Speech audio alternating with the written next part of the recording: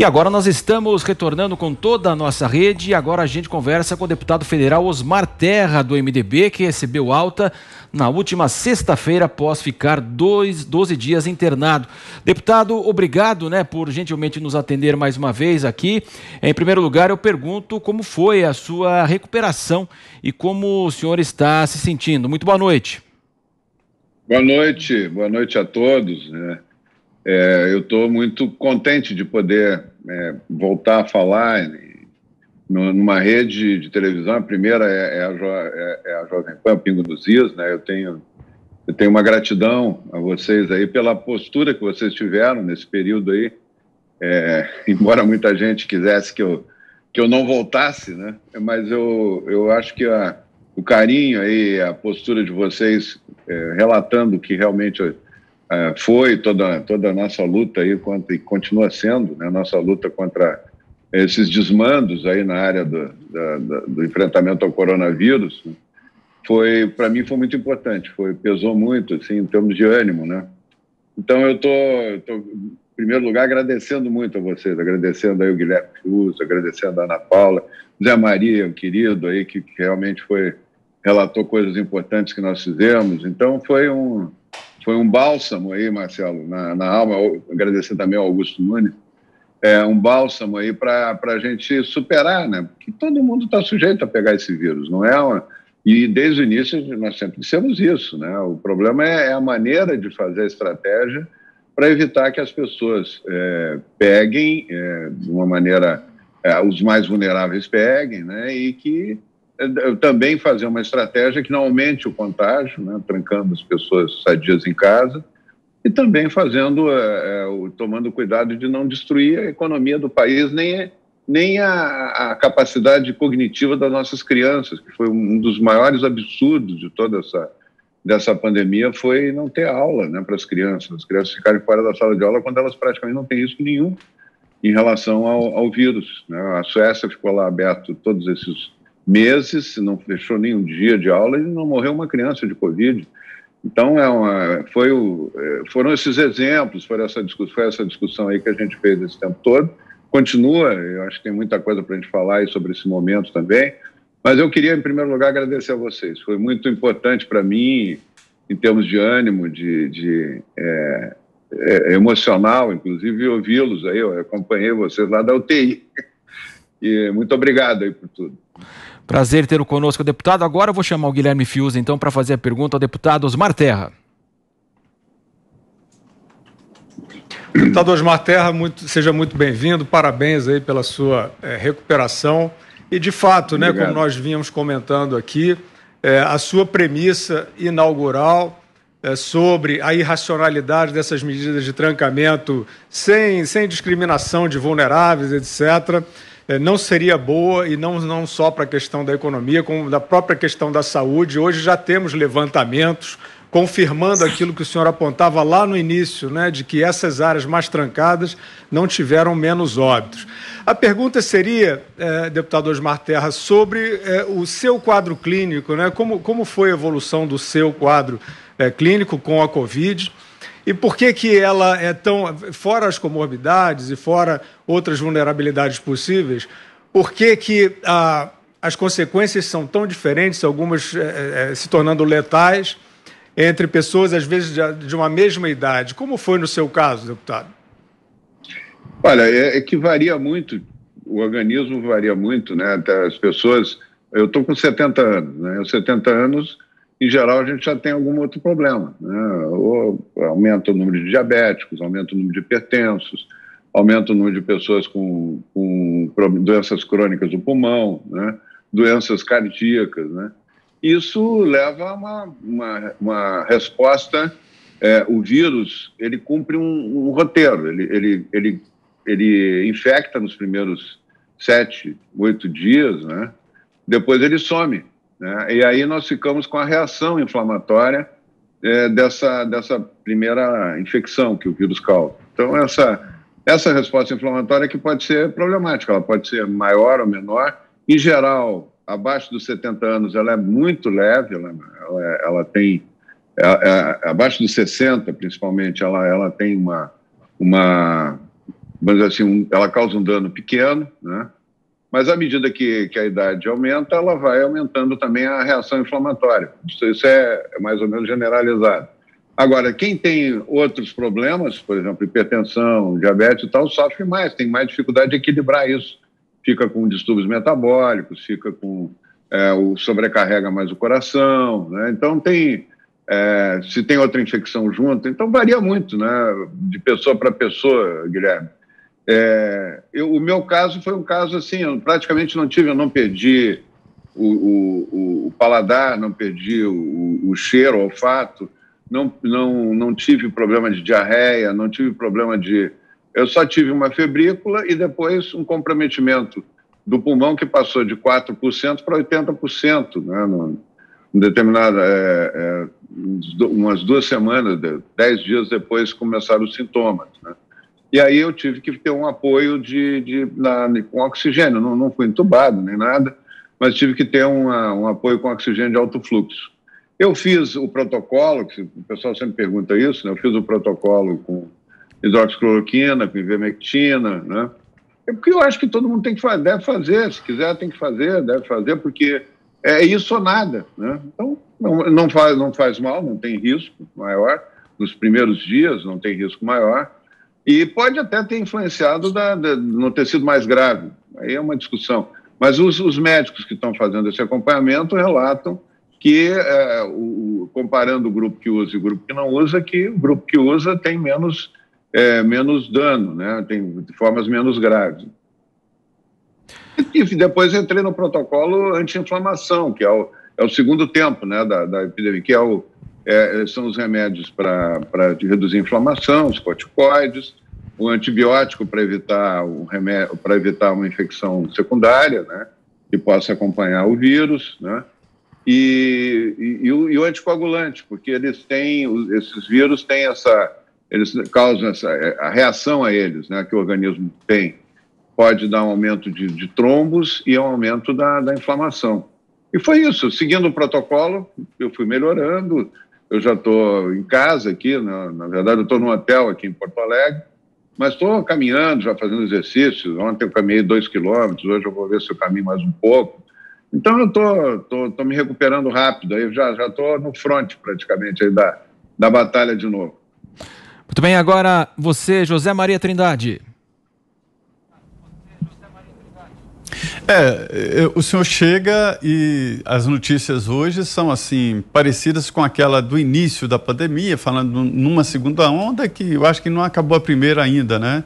O que há de diferente agora, deputado, na sua avaliação, entre a fase ali de um mês atrás e agora? O que aconteceu para mudar esses números? Olha, o que aconteceu de diferente foi que esse vírus, ele demora demora mais para chegar na imunidade de rebanho.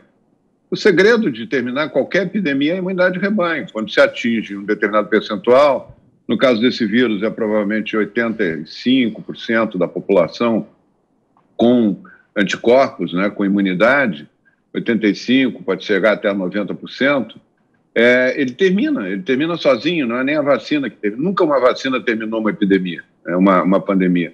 Ela vem sempre depois, até porque precisa testar bem, né? É uma discussão aí que a gente pode fazer também, se vocês quiserem. Tem que ter muito teste para ter segurança e eficácia, né? Então, espero que a Inglaterra tenha feito isso, né?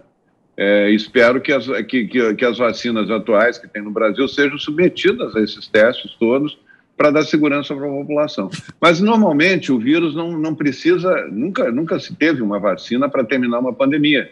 Sempre é a imunidade de rebanho. O vírus vem e vai gerando, vai infectando.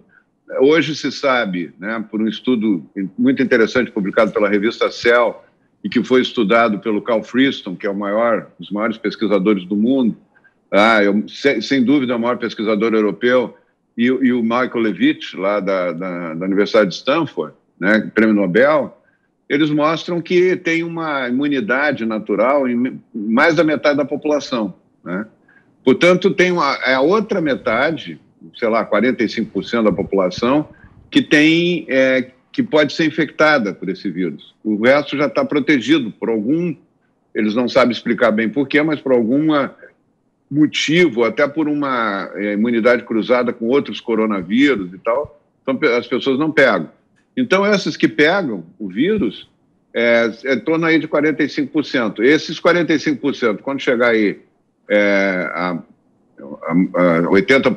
35%, em vez de 45%, chegar a 35%, faltar 10% para fechar toda a população, esses 35% é que o vírus está fazendo agora, é o curso dele. Só que normalmente os vírus fazem isso mais rápido. Ele subiu quando tinha que subir, né?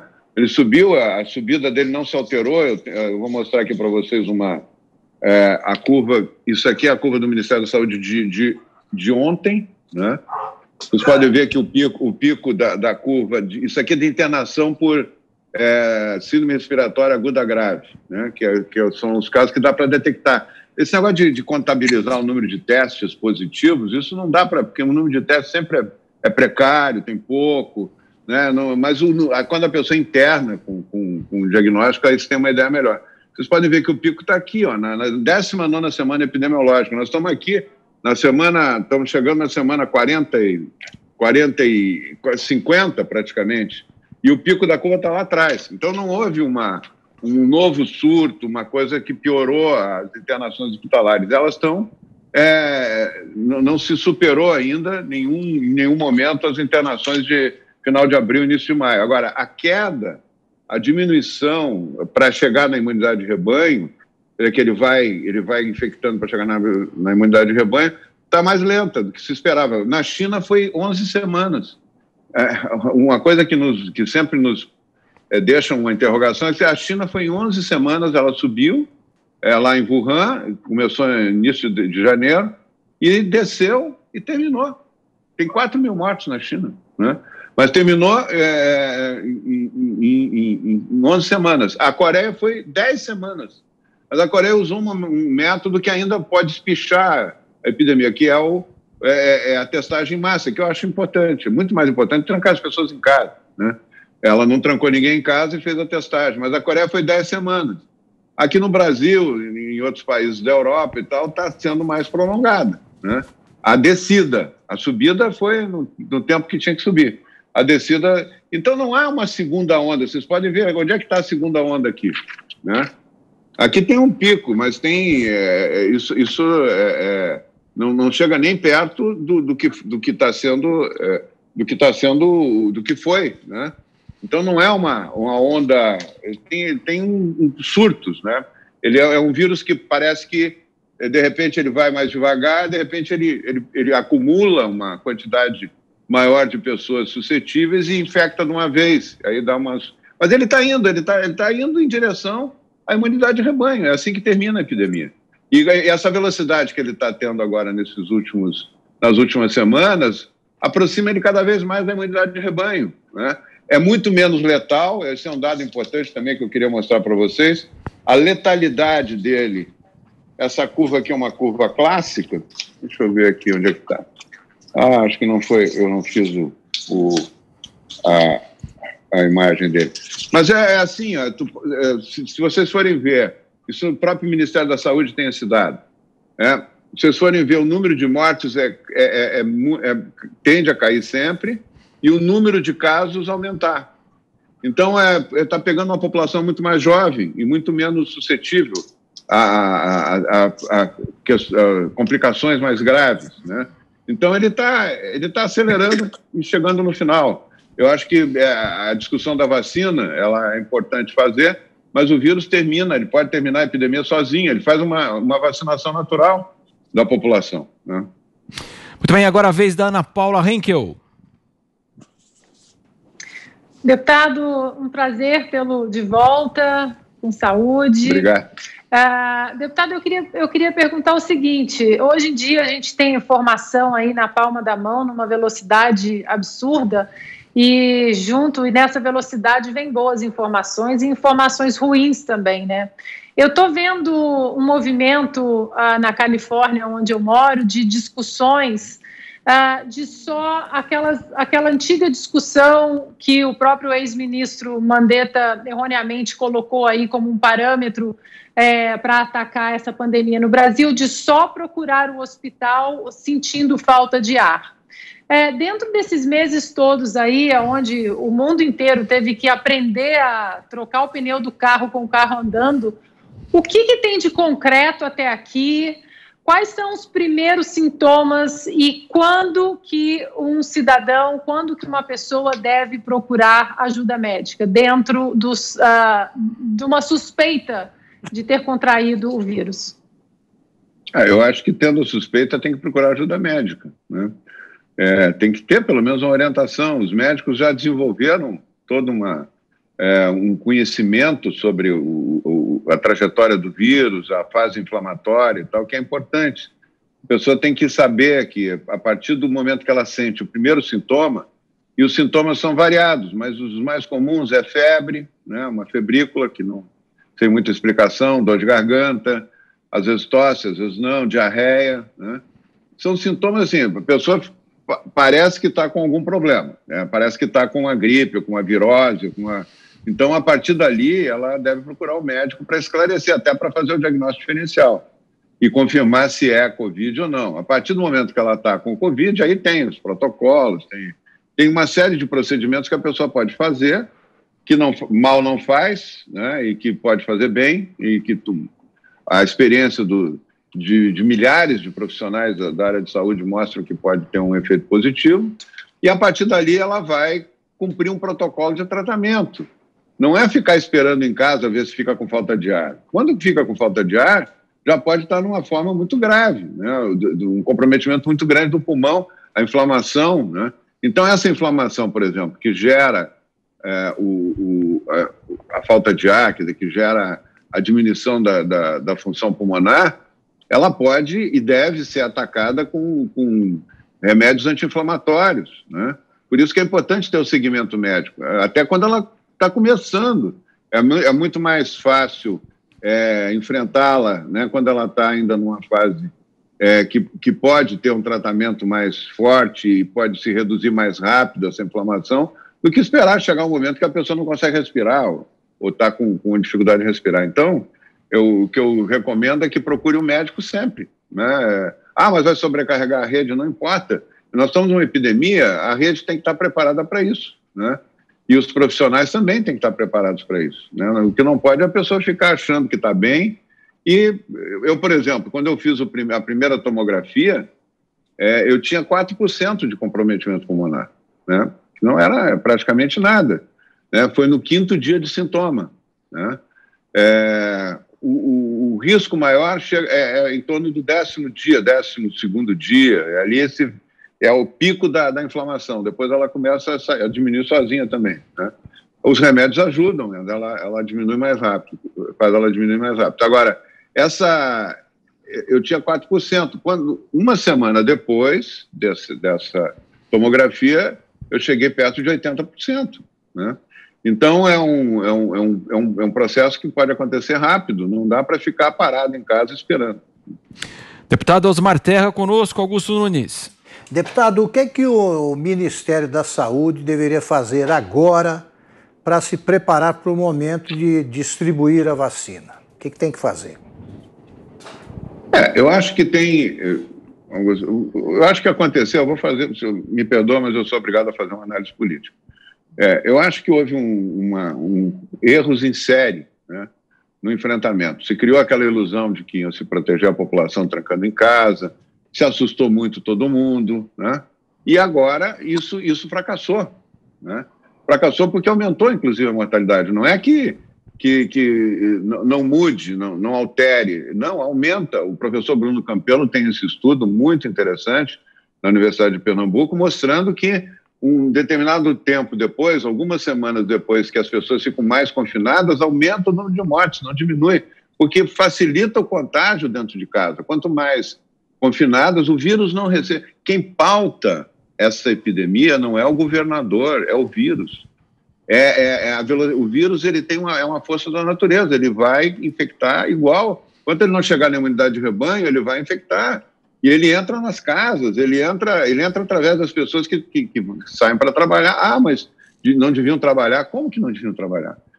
Metade da população brasileira tem que trabalhar todos os dias, no mínimo, a metade da força ativa da economia. Porque se não trabalhar, o restante morre de fome, né?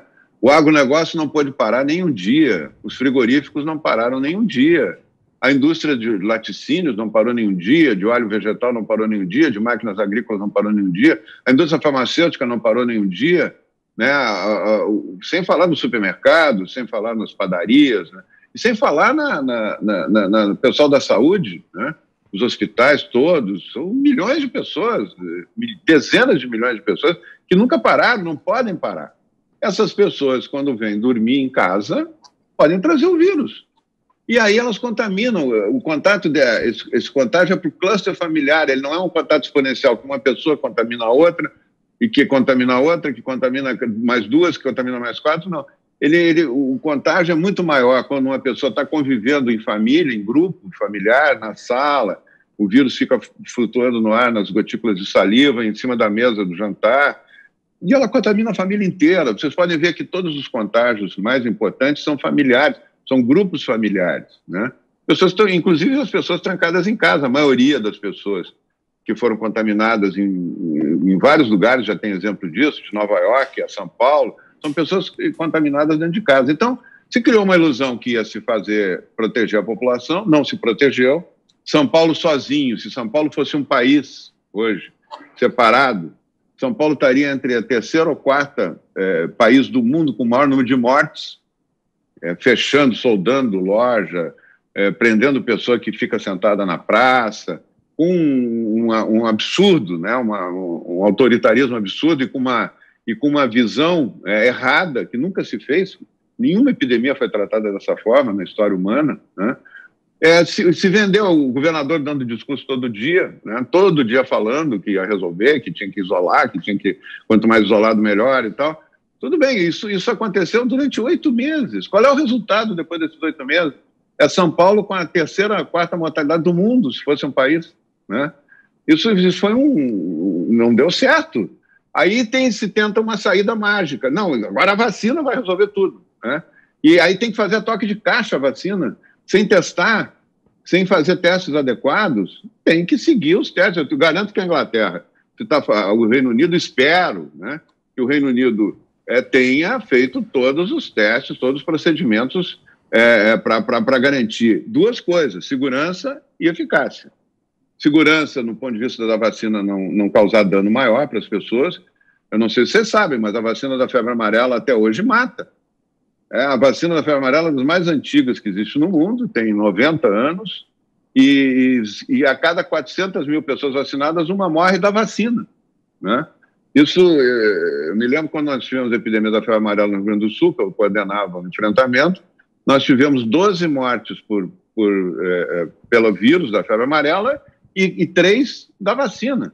E muita gente ficou com coma hepático entre a vida e a morte só porque tomou a vacina, né? Então, a vacina não é uma coisa inócua, né? As vacinas são um pouco diferentes uma das outras. Essa do Reino Unido parece que é com partes do RNA, partes genéticas do vírus, que tem outros riscos, pode ter outros riscos futuros, por isso que é importante testar. Vacina sempre tem que ser muito bem testada, porque ela pode causar mais dano que a epidemia, né? Então, o que tem que se cobrar, eu acho ótimo, se tivesse uma vacina agora para imunizar a população inteira, mas que todas as vacinas não têm ainda eficácia garantida, pelo menos as que eu tenho lido, tenho acompanhado, e não têm segurança. Então vai se fazer às pressas, marcar data, é um absurdo marcar data para uma vacina. Tem que ter a segurança, tem que ter a eficácia garantida, né? É isso que a Anvisa tem que fiscalizar, porque se der errado, se tiver um dano em 1% das pessoas vacinadas, eu não estou dizendo que isso vai acontecer, mas se tivesse, né, a culpa vai ser da Anvisa, responsabilizada, inclusive, civil e criminalmente, né? Então tem que ter teste, tem que ter garantia que a população vai ter uma substância eficaz, né, uma vacina eficaz e principalmente segura, né?